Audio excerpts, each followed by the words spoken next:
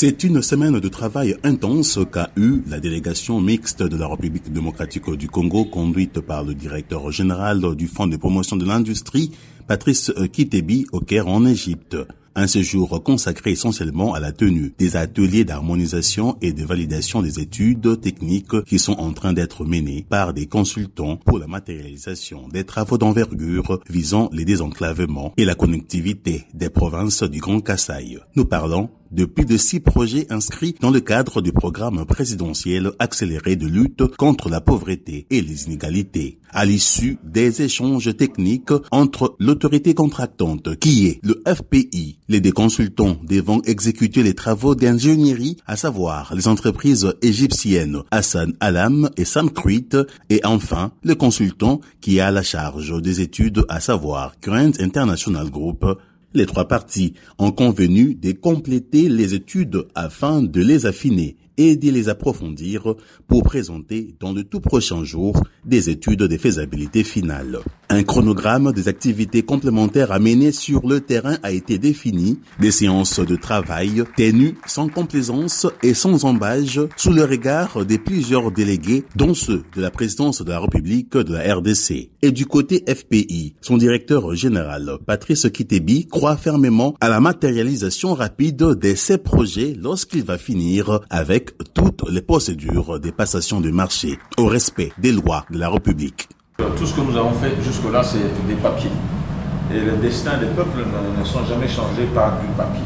Il faut maintenant passer du papier à l'action concrète. Nous avons des plans d'action, nous avons des stratégies qui ont été arrêtées et nous savons exactement ce qui reste à faire pour qu'à partir du mois de mars de l'année prochaine, les tronçons de route puissent commencer à être réalisés. En tant que FPI, nous sommes prêts, dès notre retour au pays, de bien sûr donner l'information aux autorités, mais tout de suite de commencer la mise en œuvre des obligations qui sont de notre côté, de manière à ce que très rapidement les missions additionnelles de terrain pour la collecte des données qui manquent puissent avoir lieu rapidement et qu'on puisse compléter l'ensemble des documents qui vont permettre à l'entreprise de commencer le travail sur le terrain.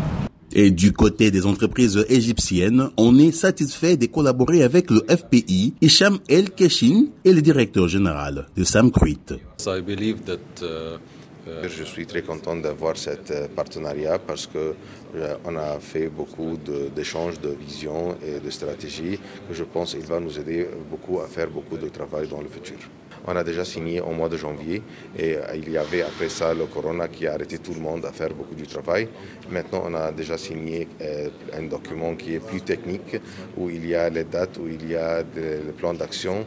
Je crois qu'à la fin de cette année et le début de la prochaine année, il y a beaucoup de travail qu'on doit le faire sur le terrain au Kinshasa. By the first quarter of the next year, we will have a lot of things coming on the ground. Ce séjour au Caire a aussi permis à la délégation mixte de la RDC de débuter avec des panels financiers afin de rechercher des capitaux auprès des partenaires financiers basés en Égypte pour la réalisation des projets d'infrastructure en RDC. De ces échanges, il ressort que les organismes financiers basés en Égypte sont prêts à accompagner le FPI dans la mise en œuvre de ces activités. Ils attendent par ailleurs du FPI de disponibiliser un business plan sur base des études de faisabilité finale afin d'engager un dialogue financier gagnant-gagnant.